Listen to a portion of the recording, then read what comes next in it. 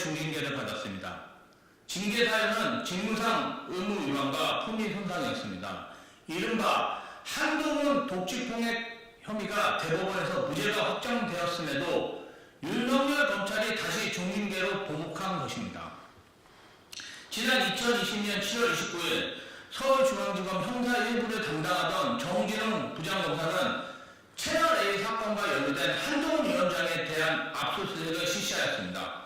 이 과정에서 정진웅 검사는 한동훈 위원장이 증거인멸을 시도한다고 판단하여 물리적인 충돌이 생겼는데 윤석열 검찰은 이를 두고 정 검사가 한동훈 위원장을 독직 폭행하였다며 기소하였습니다. 해당 사건은 검찰의 기소 2년 만인 지난 2022년 11월 대법원에서 무죄가 확정되었지만 대검찰청은 형사재판 결과와 별도로 정 검사가 직무상 의무를 위반한 등 징계 사유가 인정된다며 2023년 5월 법무부에 징계를 청구하였습니다. 윤석열 대통령 등 현재 국가 권력을 차지한 사람들에 대해 검찰 내부에서 비판하거나 반대되는 행보를 보였던 인사들의 상황은 정진웅 검사와 별반 다르지 않습니다. 윤석열 검찰은 내부 징계를 통해 이들 모두를 몰아내는 일소 작업에 착수한 듯 보입니다.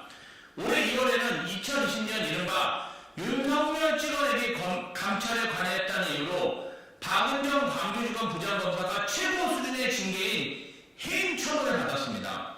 박 검사가 한동훈 위원장의 채널A 사건 감찰 자료를 법무부 감찰위원회 무단으로 제공했다는 것입니다. 이에 박은정 부장검사는 검사로 부끄럽지 않게 일했다며 행정소송을 예고하였습니다.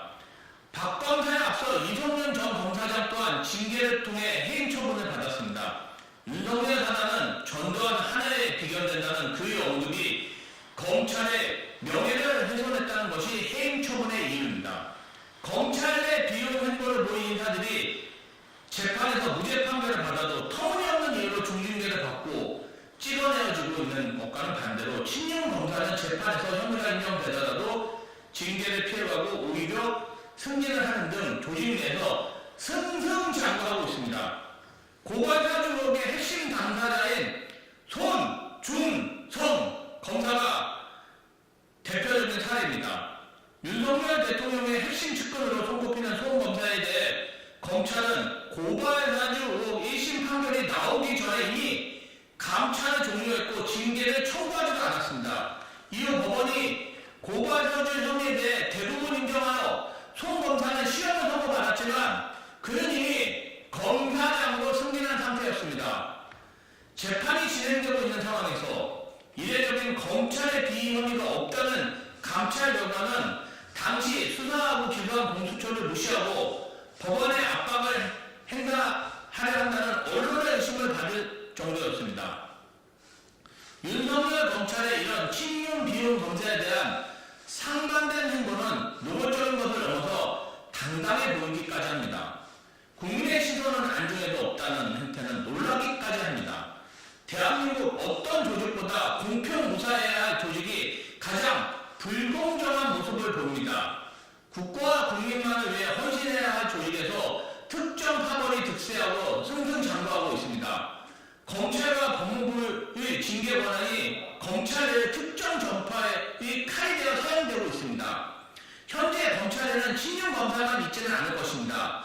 정의감, 사명감으로 업무에만 충실한 직원들도 많을 것입니다. 하지만 지금의 윤석열 검찰의 행태는 이러한 순수한 검사들을 흔들기 충분합니다. 어떤 라인에 줄을 대야 승진이 쉽고 나를 지켜줄지 너무도 명백하기 때문입니다. 검찰 내부의 불공정은 검찰의 사회 영향력으로 반영됩니다. 내부에서부터 불공정